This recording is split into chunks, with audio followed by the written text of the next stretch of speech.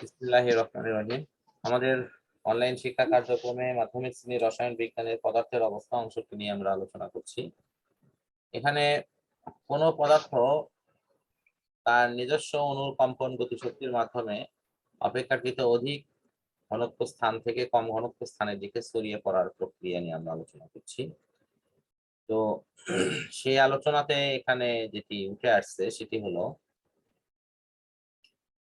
আমাদের এই নাইট্রোজেন এবং অ্যামোনিয়া এরা তোমার ব্যাপন প্রক্রিয়ায় এটি ছড়িয়ে পড়বে।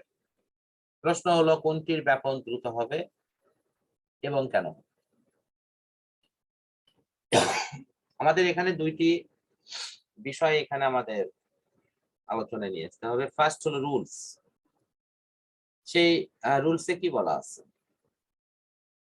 রুলসটা হলো এরকম যে পদার্থের ভর এবং ঘনত্ব বেশি সেই পদার্থের ব্যাপন এবং নিঃসরণের হারটা কম হয়। আবারও রিপিট বলছি, যে পদার্থের ভর এবং ঘনত্ব বেশি সেই পদার্থের ব্যাপন এবং নিঃসরণের হার কম হয়। অন্যদিকে যে পদার্থের ভর এবং ঘনত্ব কম সেই পদার্থ দ্রুত ছড়িয়ে পড়ে, সুতরাং তার ব্যাপন এবং নিঃসরণের হারটাও বেশি হয়। আমাদের এখানে যুক্তি তর্কের মাধ্যমে দেখাতে হবে নাইট্রোজেনের ভর এবং ঘনত্ব অ্যামোনিয়ার তুলনায় বেশি না কম। হ্যাঁ, যার ভর বেশি বা বেশি হবে সেটি ধীরে ধীরে ছড়াবে, আর যার ভর কম হবে সেটি দ্রুত ছড়াবে। আমরা এখানে নাইট্রোজেন N2, এটা প্রত্যেকটা নাইট্রোজেনের ভর হলো 14, তাহলে N2 এর ভর হবে তোমার 28 অর্থাৎ 28। অন্যদিকে অ্যামোনিয়া এর ভর হলো 17।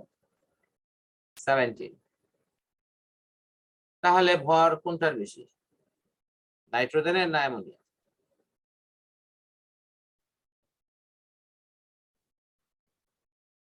আমার কথা কি বুঝতে পারছো? হ্যালো, হ্যাঁ স্যার, বুঝতে পারছি। স্যার এখানে এসটিপি পূর্ণরূপ কি এবং এর বাংলাটা কি? এসটিপি হলো স্ট্যান্ডার্ড টেম্পারেচার এন্ড স্ট্যান্ডার্ড মানে আদর্শ তাপমাত্রা ও চাপ। তো এখানে তোমার নাইট্রোজেন এবং অ্যামোনিয়া, এর মধ্যে নাইট্রোজেনের ভর 28, অ্যামোনিয়ার ভর হলো 17, কোনটা তাহলে বেশি ছড়িয়ে পড়বে? এক লাইনে অ্যান্সারটা দাও।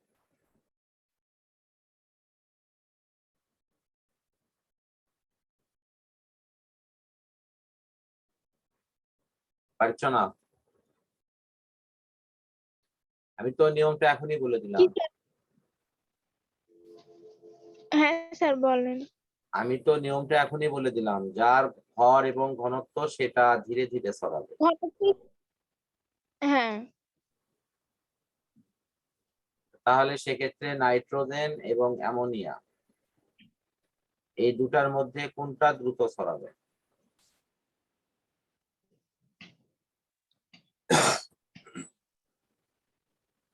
Sir ammonia. হ্যাঁ, এটি প্রথমে মনে হয় তুমি মনোযোগ দাওনি, যে কারণে তখন বলতে পারছিল। এখানে দেখো, কোন গ্যাস ব্যাপনের হার তার আণবিক ভরের বর্গমূলের ব্যস্তানুপাতিক। এর অর্থ হচ্ছে ব্যাপন ওই গ্যাসেরই খুব ধীরে হবে যে গ্যাসের ভর বেশি।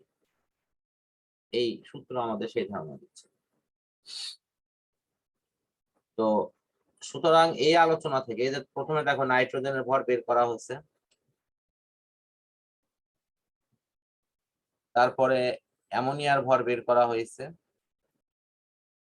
নাইট্রোজেনের আণবিক ভর পাওয়া গেছে হলো 28, অ্যামোনিয়ার ভর পাওয়া গেছে হলো তোমার 17।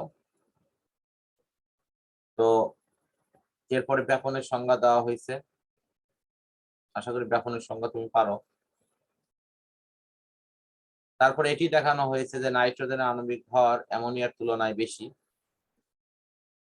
সুতরাং অ্যামোনিয়া হালকা হওয়ায় অ্যামোনিয়ার ব্যাপনের হারটা অনেক বেশি। কি বুঝতে পারছো কি? হ্যাঁ স্যার বুঝতে পারছি। আচ্ছা, এটা এটুকুই এখানকার আনসার। এটার আরেকটি অংশ আছে, আমি সেটা একটু তোমার কাছে উপস্থাপন করছি। আমাদের মূল বইতে যে ছবিটা আছে সেটি হলো, দেখো HCl এ সিক্ত মানে তুলা দিয়ে সিক্ত একটি তুলা আর কি, আর এই পাশে দেওয়া আছে অ্যামোনিয়াম হাইড্রোক্সাইড দ্রবণে ভিজানো তুলা। আসলে অ্যামোনিয়াম হাইড্রোক্সাইডের কথা বলা হলেও এটার কিন্তু মূল উপকরণটা হলো শুধু অ্যামোনিয়া, NH3। এই অ্যামোনিয়া যখন পানিতে সিক্ত করা হয় তখন এটি পানির সাথে যুক্ত হয়, H2O এর সাথে যুক্ত হয়, হয়ে তৈরি করে হলো অ্যামোনিয়াম হাইড্রোক্সাইড। Ammonium hydroxide. এখন বিষয়টি হলো এটাই যে এই অ্যামোনিয়া এর ভর হলো মাত্র 17, আর এই HCl এর ভর হলো সেখানে তোমার 36.5। তো সুতরাং বুঝতেই পারছ যে অ্যামোনিয়া গ্যাস তুলায় ভিজা আছে বলে এর নাম হয়তো আমি অ্যামোনিয়াম হাইড্রোক্সাইড বলছি, কিন্তু আসল নামটা তো অ্যামোনিয়া, যাকে বলা হয় তুলায় সিক্ত অ্যামোনিয়া। এটার সাথে যখন এই গ্যাসটাও এইদিকে ছড়িয়ে আসতেছে, এই পাশে HCl ও তোমার এইদিকে ছড়িয়ে আসতেছে। এখন তুমি নর্মালি বলো তো যে অ্যামোনিয়ার ভর হলো 17, অন্যদিকে হাইড্রোক্লোরিক অ্যাসিড গ্যাসের ভর হলো তোমার 36.5। তাহলে কোন গ্যাসটা দ্রুত ছড়াবে আর কোনটা ধীরে ছড়াবে এটা বলো।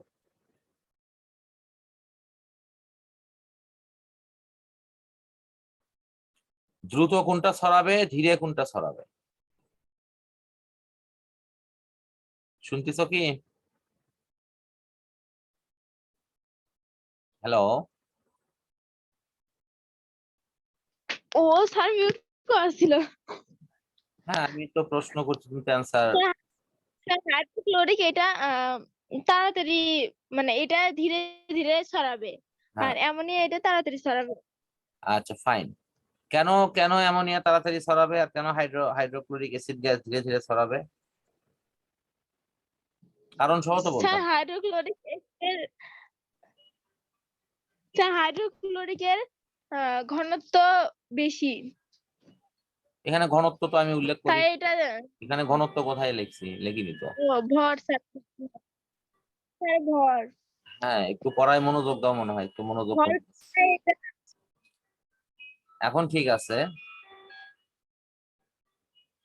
হাইড্রোক্লোরিক অ্যাসিডের ভর বেশি, আণবিক ভর বেশি, অ্যামোনিয়ারটা কম।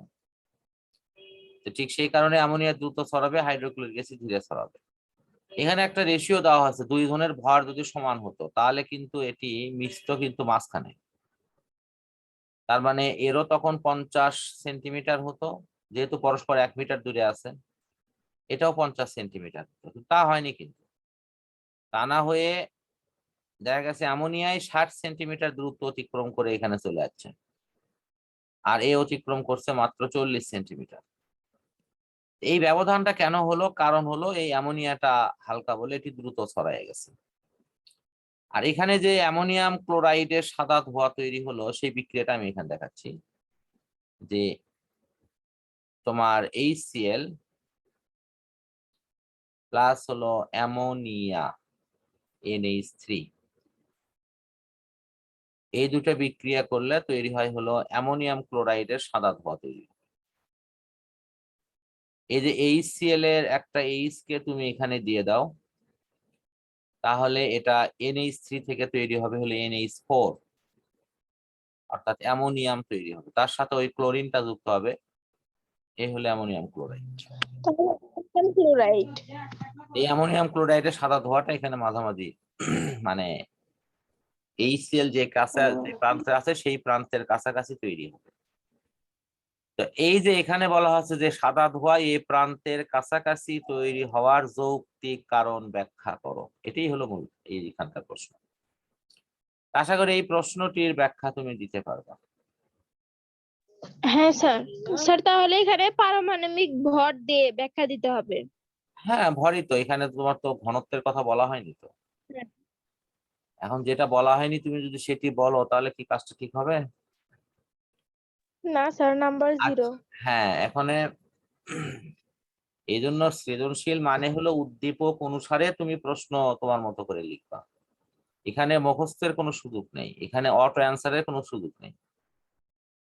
চোখ কান খোলা রাখতে হবে, প্রশ্নের প্যাটার্ন চেঞ্জ হবে, তোমার অ্যান্সারের প্যাটার্নও চেঞ্জ হবে। মূল বিষয়টি হলো তুমি বুঝতে পেরেছো কিনা। আচ্ছা আমার মনে হয় এরকম সেম প্রশ্ন আমি আরেকটা দেখাচ্ছি তোমাকে। এখানে দেখো,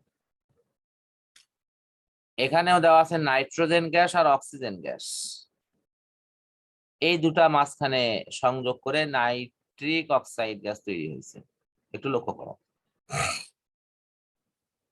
সেম অ্যান্সারটা হবে কিনা। দেখো এটা নাইট্রোজেন গ্যাস, এখানে অক্সিজেন গ্যাস, এটা নাইট্রিক অক্সাইড তৈরি হয়েছে। আমরা একটু ব্যাখ্যা করি কোনটা আগে হবে কোনটা পরে হবে। নাইট্রোজেনের ভর কত?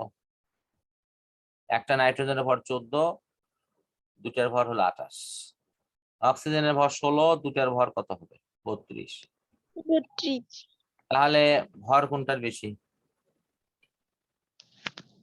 স্যার অক্সিজেনে।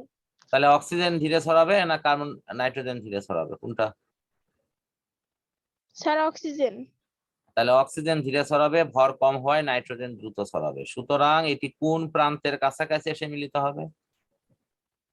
অক্সিজেন বি যে প্রান্তে। প্রান্তে আছে সেই প্রান্তের কাছাকাছি মিলিত হবে। এখানকার ছবিতে দেখা যাচ্ছে বি প্রান্ত। হ্যাঁ স্যার। এখানেও কিন্তু সেই কথাটি বলা আছে যে বি প্রান্তের কাছাকাছি গ্যাস দুটি মিলিত হওয়ার যৌক্তিক কারণ ব্যাখ্যা হবে। তাহলে প্রশ্নের প্যাটার্ন কি একই না? জি স্যার। তাহলে এই জাতীয় প্রশ্ন আসলে আর আশা করি সমস্যা হওয়ার কথা না। না স্যার, পারবো। ঠিক আছে ইনশাআল্লাহ, তাহলে আমাদের এই পড়ার কার্যক্রম মোটামুটি এখানে সমাপ্ত।